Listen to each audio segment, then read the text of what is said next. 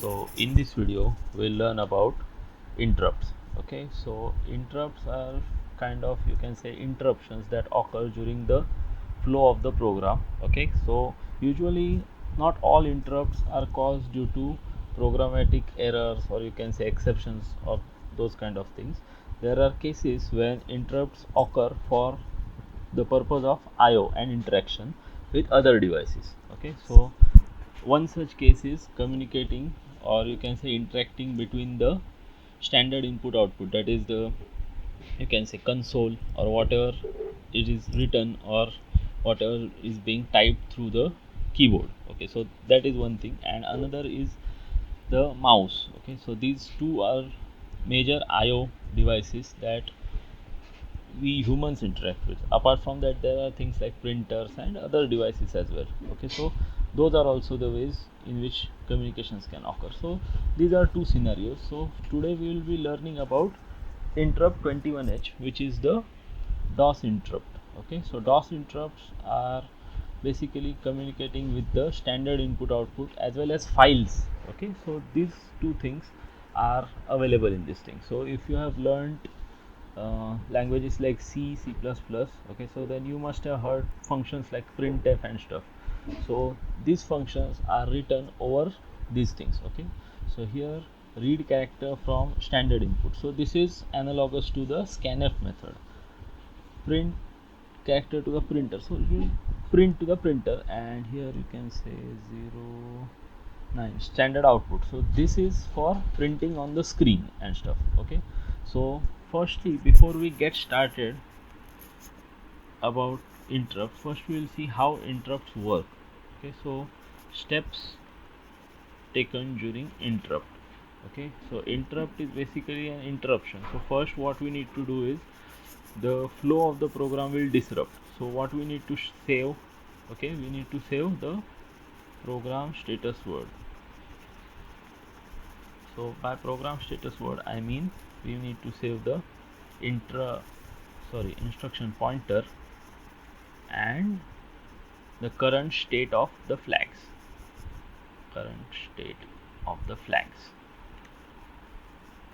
So where this will be saved, this will be pushed into the stack.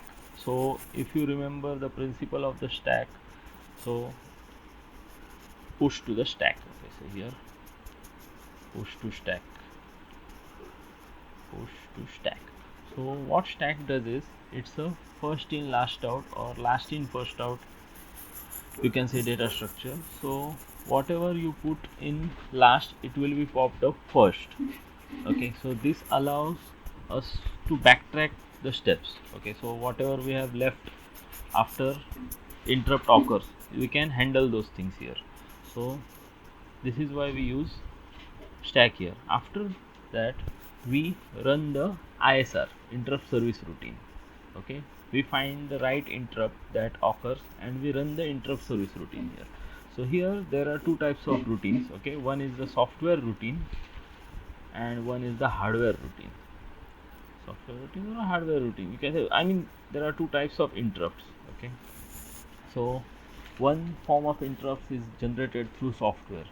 Okay, so sometimes we generate interrupts on manual basis. Okay, we write interrupts like breakpoints like int03h and stuff. So those are manual interrupts. Okay, and other than that, there are interrupts which occur due to bad programming practices, or you can say exceptions, like divide by zero and stuff. Okay, and apart from that, there are different types of flags available in 8086. One is the trap flag and another one is the interrupt flag. So these two flags allow us to set the states of how execution will occur as well. Okay, so there is something called as debugging or single step execution. That is, if you set the trap flag, then after every instruction it will stop, it will ask for input, or you can say prompt. After that it will start again. So this is known as single stepping. So this kind of procedure can also be done using interrupts.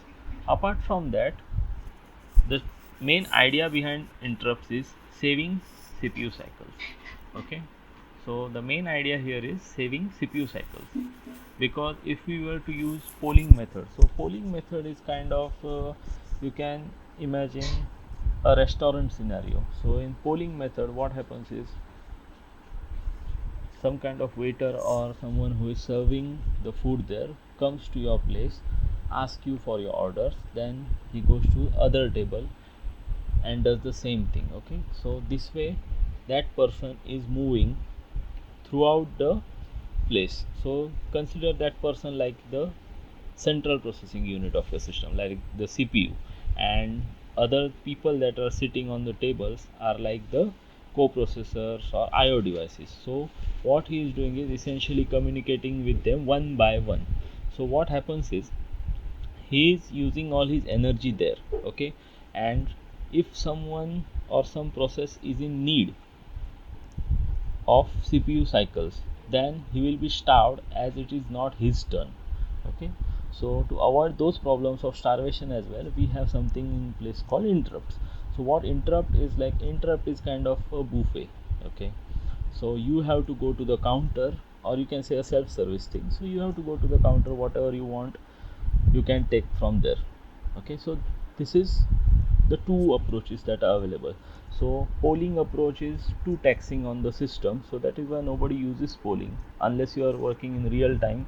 Okay, unless and until you start polling, nothing will work or something like that. In very few scenarios there you need to poll for those signals. Other than that, most of the IO operations work through interrupt based operation only.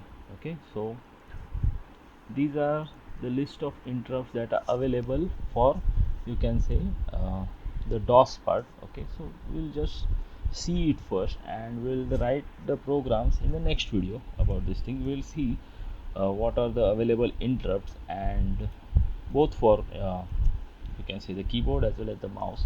First we'll see the regular inputs that we use for the keyboard, after that we'll see it for the mouse. Okay, so here 01H is read character from standard input. So how interrupts are generated here? See here, return AL is equals to character read. So here AL actually stores the character that we are giving the input. One at a time we will press the key. So every input will be saved in AL. Okay. Note C, control C, like C are checked. Okay, toggles DOS interrupt each to printer flag.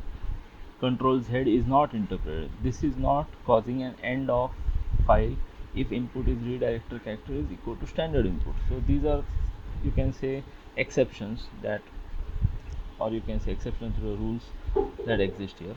And now the second part is write character to standard output. Okay, standard output 02H. Standard read character from standard input, write to the standard output. So if you are reading thing, you can write to the printer. So here printer, it will go to the line printer. Okay, so if you are using a different type of printer which is not a line printer, this thing will not work.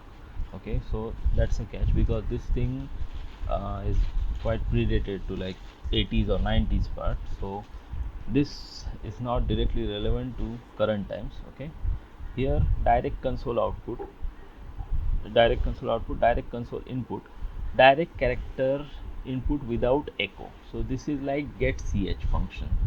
Okay, direct character input without echo. So in get ch also we get the character but without the echo. Okay, so with echo is like get char, so it shows an echo, or you can say you can see whatever is being typed here.